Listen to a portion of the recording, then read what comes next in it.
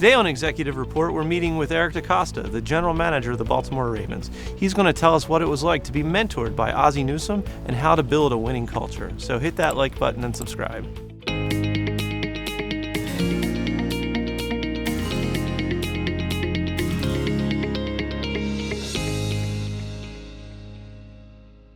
Hello, everyone. Welcome to Executive Report. Today, we're joined by Eric DeCosta with the Baltimore Ravens.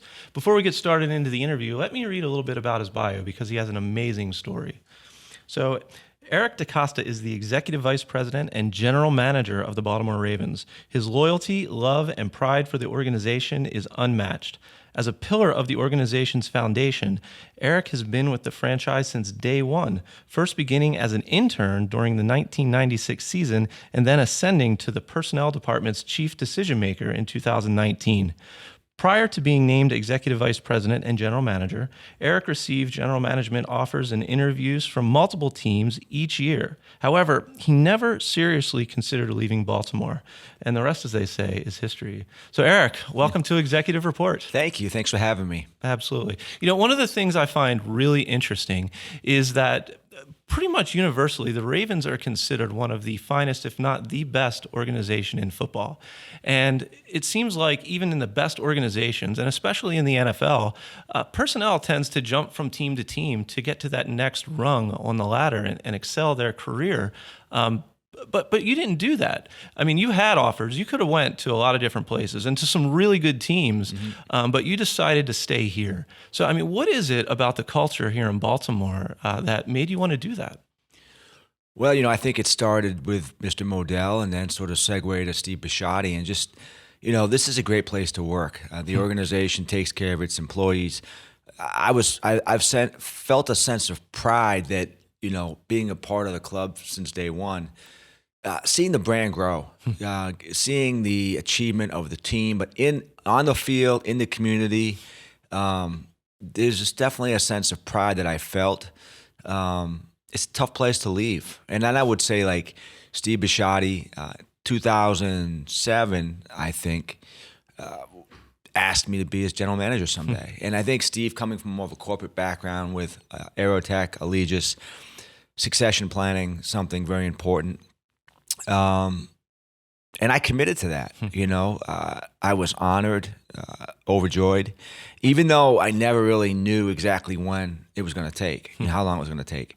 So I gave him my word. He gave me his word. I took the next 12 years, which was a long time, to learn, to hone my craft, to be better, to observe Ozzie Newsome, who I consider to be the best general manager in sports, to make sure that when I got the chance, I wouldn't screw it up. Got it. You mentioned Mr. Modell and then to Steve Bisciotti. And in business, oftentimes, leadership changes, and sometimes that culture doesn't continue the way it was intended from the very beginning. How do you think those guys were able to continue that winning culture through various leadership changes? Well, I think, the thing that I keep coming back to is continuity. And as we look at great organizations, whether it's in business or in sports, the one thing that we see is not a lot of change at the top. So we've had 2 owners here in Baltimore. We've had 3 head coaches. We've had 2 general managers over 26 years. That's right. Fairly remarkable, I think, when you look at the landscape and how we've done it. And I think what Steve did coming in was he observed Mr. Modell. He came in as a minority owner. He had the chance to observe, just like I had the chance as an assistant GM. And he didn't change much. He didn't tweak much at first. He listened to people. He observed. He asked good questions. He learned the business. He didn't blow it up. He didn't hire new people. He kept most of the people that were here. I think that's critically important in general. And as you look at, organizations in sports that we admire, we saw that same thing. And what we see when we look at dysfunctional organizations quite often is we see organizations that keep rebooting, keep rebranding, restarting, firing people, hiring people, firing people, hiring people. And there's never any sense of culture. There's never any sense of continuity, of a passion, of a shared experience. And we're not that way. And so I give Steve Bisciotti a lot of credit for coming in and just continuing what we were doing, making tweaks along the way, but not wholesale major changes unless those changes were needed. Got it. And do you guys still have that philosophy today? Are you actively teaching how to create that continuity? I think we are. I think patience is a big thing. Listening is a big thing. And then developing your talent that you have on staff. So one of the things that we do in scouting, we're not a big club that goes out and hires people from other teams. Typically what we try to do is find younger people, hungry people who are willing to learn, who are curious, irreverent, bring them in, teach them the business of scouting, develop them to take on bigger and bigger roles. When we do that, we find two things. Number one, they learn our way of doing things. And two, they have a sense of appreciation for the culture here. They develop a sense of ownership and pride in their craft, and it makes the transition very much easier. No, absolutely. So you had mentioned that in 2007, that's when the idea of becoming a general manager someday really became evident. And I know in a lot of organizations that oftentimes the leadership will identify top talent early on. And they may not tell that top talent, Sure. but they identify them. And they say, we're going to try and see if we can set this person on a path. Do you think that happened for you before 2007? I do. I think I was fortunate, again, coming to the Ravens when I did, early 1996. We were a very small organization by design. We left a lot of people in Cleveland, and we were very streamlined. And I came into a situation here where reporting primarily to Ozzie Newsome, but also working in other departments and taking on roles in other departments, whether that was equipment, PR, training room, security, just as the gopher, basically. So the lowest of the low on the totem pole was me. And it gave me a great chance to appreciate what everybody else did.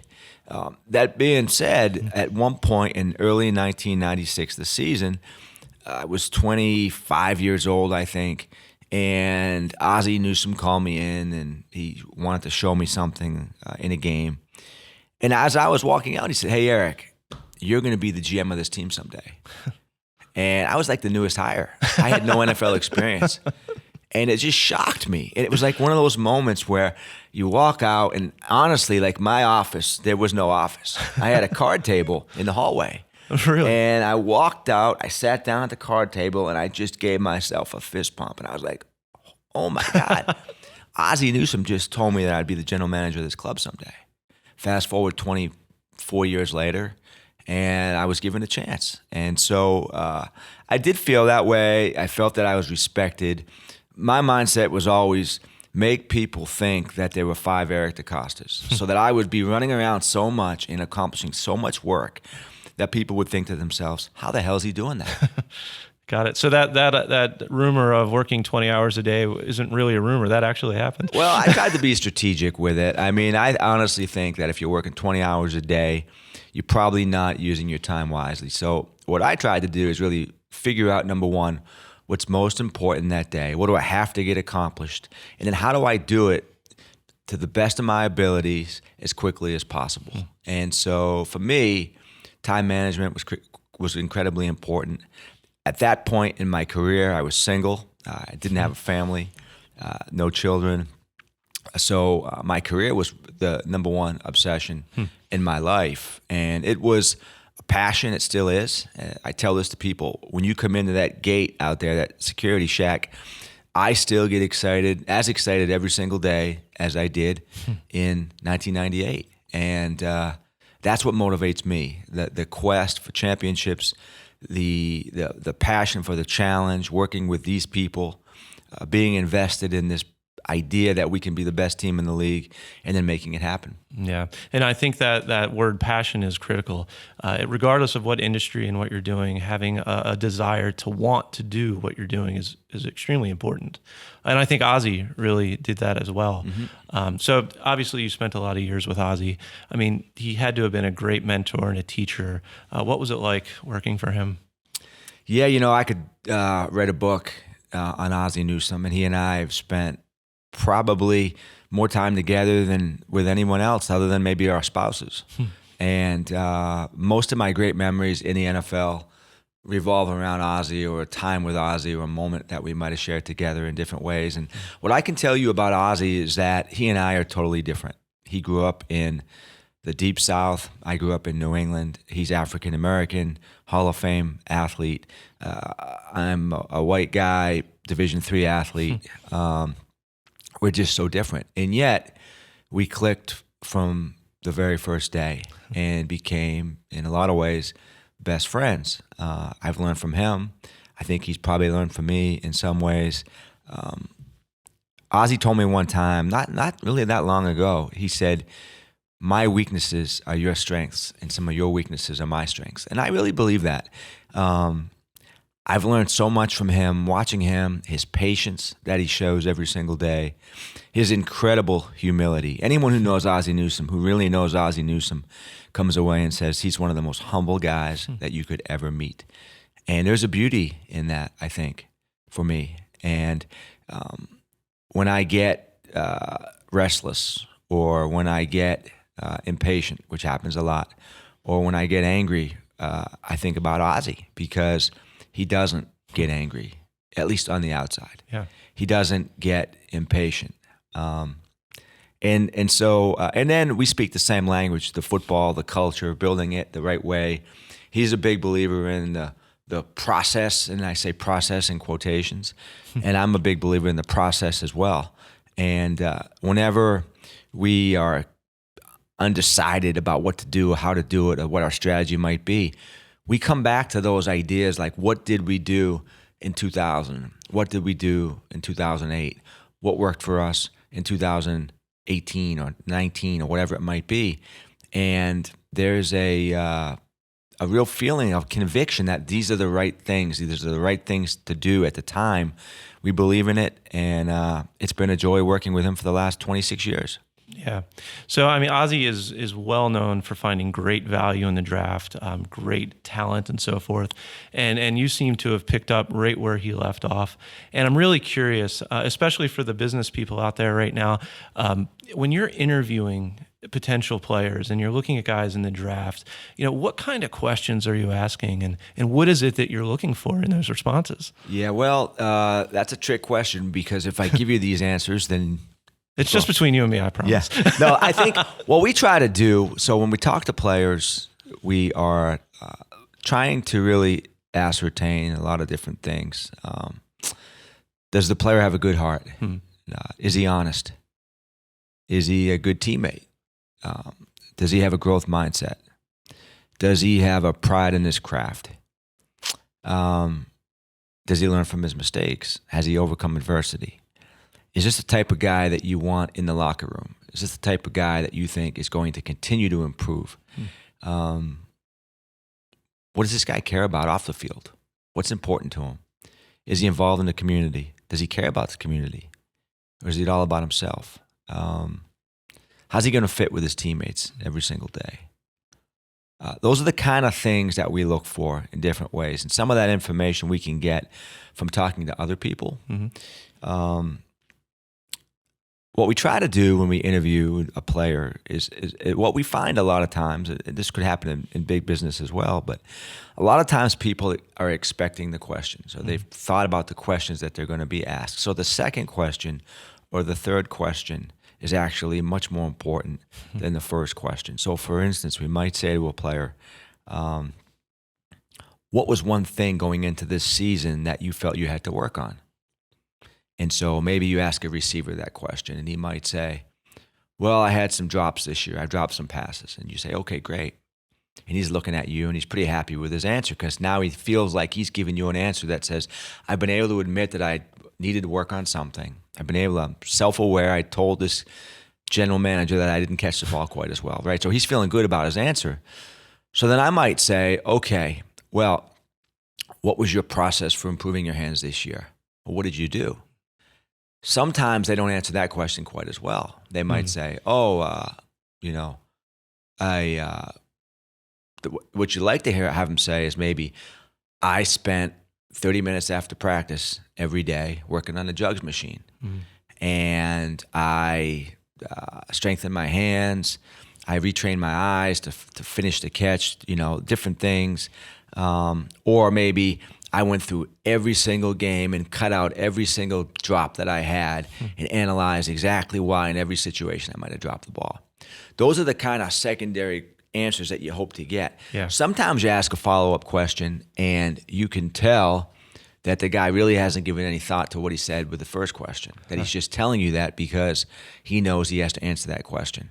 So it's the process of, what did you do to improve, or why do you come to that conclusion, or what have you done to improve that? I think that's sometimes really, really important.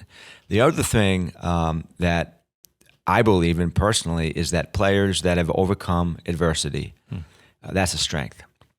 I hate asking a player, give me an adversity that you've overcome, and they can't give you an answer. Because we've all had an adversity at some point that was challenging in our lives. Now, everybody's adversity might be different. There's a different scale maybe of adversities. But if a player's adversity was tearing an ACL, that he was able to overcome, that's really no different than a player whose adversity might have been that his parents were both incarcerated when he was 3 years old and he grew up with his grandmother raising him. I struggle when we ask a player what his adversities were and he can't tell you. It's either he's not self-aware enough to actually recognize an adversity, one, he's too guarded to communicate with you, two, or in some cases, maybe he's never really had an adversity, which we always think that it's a strength when the guy's overcome something because at this level, he's probably going to have some adversities. So he's going to get injured. He may not start right away. He's going to have some family issues. Players that have already overcome some of those issues in their lives, we think, acclimate quicker and more fast than players that have never had those things happen. Interesting. I'm curious, since you've been head here in personnel, are there any players that really just completely blew you away and you're like, wow, I can't believe this interview was that good? Yeah, we've had some, I would say. Probably wouldn't want to mention a player specifically, but I think the players that really excel in the interviews are the players that are honest regardless. And so if they've had some issues off the field, they're willing to explain those issues in detail and explain why they might have happened. Hopefully they have some degree of remorse potentially. They're also the players that I think have an emotional intelligence about them, the way they carry themselves, their body language, their ability to communicate. And then I think, too, the players that are able to discuss mentors, coaches, family, important figures in their lives who have helped them along the way. A lot of times when you have a story like that, that resonates with you. I'm a big believer in having mentors, taking coaching in various different ways, and thanking people who have helped you get to where you are. So, and what we find too, I think sometimes it doesn't really matter whether a guy played at Alabama or South Alabama. It's really the person. And so it doesn't really necessarily have anything to do with your experiences to that point as much as it is you as a person, your development as a person, emotional intelligence, situational intelligence, working with others, because this is the ultimate team sport. It doesn't really work. We're not tennis. It doesn't really work if you can't get along with a lot of different people every single day. That's a really important thing for us when we look at players and try to figure out, is this guy going to be a culture fit? The loners, the people that really don't acclimate quickly, they have a very tough time here in this environment. Got it. Now, something I actually learned probably in the last year or so is that you were on the committee that interviewed and helped select John Harbaugh for the head coach position. And I remember when he was announced as being hired, and I remember the other names that were floating around. There are a lot of, offensive and defensive geniuses, a lot of former players, some big names. And I thought, what is it about, this special teams coordinator from Philly that really set himself apart? I mean, do you remember back then, what was it that grabbed his attention or grabbed your attention? I do. In fact, a lot of our meetings took place in this room, and I was very blessed at that time to be on that committee. I was still... it was early 2008, and I was still in some ways developing myself, and and really trying to be a professional. And to have that experience was incredible for me. The thing that separated John from a lot of the other candidates was his humility, his ability to emotionally attach himself to you. He had a spark and he had an enthusiasm. It seemed to me that John Harbaugh at that point thought of himself as the underdog. And that resonated with me because I've thought of myself as an underdog for most of my life. His plan, he was highly organized, I thought highly strategic. And I love the fact as a special teams coach that the special teams coach is in a unique position because he touches all the players on the team, the offensive players, the defensive players, the special teams players. So his ability to relate to the entire roster, I thought, was powerful. And then I knew a little bit about the Harbaugh family. Jack Harbaugh, I had been a scout at Western Kentucky when he was there. Yep. I had, way back when in the day, part of my responsibilities was picking players up at the airport. And when we signed Jim Harbaugh, I picked him up. I took him to the hospital. I spent a lot of time with Jim and his agent. And so I knew a little bit about the family. I knew that this was a tough-minded family, a gritty family that loved football, that understood the importance of a culture. And I felt where we were as an organization at that point, that John would have been a great fit. And fortunately, I think we were all correct in our assessment. Yeah, I think you can say that's for sure. My producer's telling me we're running short on time, so I've got just one last question. I've heard the word passion mentioned a couple of times in this conversation, and with passion often comes emotion, which is acceptable and expected.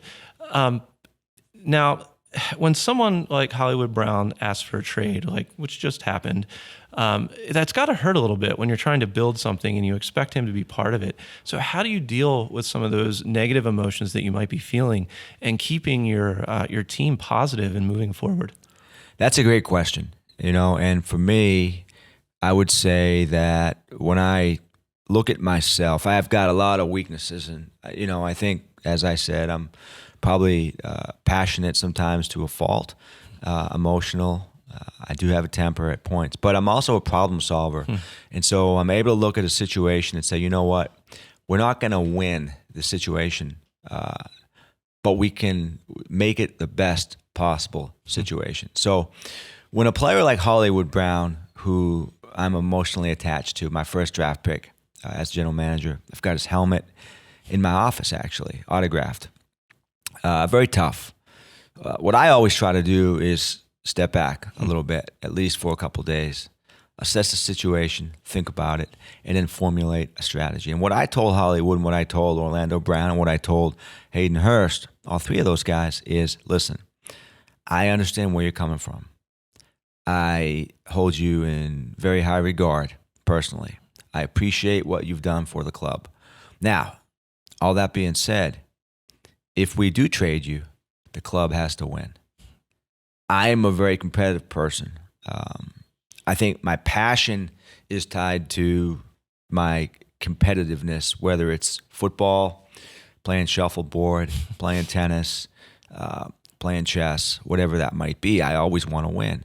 And so I was very clear with these guys, Marquise, the latest example, that the only way I would trade him is if I felt the value that we would get was sufficient. And not only sufficient, but in my mind, a win for the club. Because I work for Steve Bisciotti. I work for the Ravens. I don't work for the players. I work for Steve. And so everything that I do, what motivates me, what drives me, my mindset is the club has to win. And so sometimes it takes a while. Sometimes it takes 3 months, 4 months. Hollywood came to me in January and said he wanted to be traded. We had a few offers to do that. I didn't think the offers were strong enough. So I channeled my inner Ozzie Newsome. I was patient, and I let the deal come to me. And it was a deal where I felt, hey, we're getting enough. We're going to win. But yet I can also accommodate the player, help the player through these challenges that he's faced with, that he wants to play for somebody else, and both sides can win. Excellent. Well, everyone, make sure you hit that like button and subscribe. And Eric, thank you for hosting us, and thank you for joining us today. Of course. Thank you.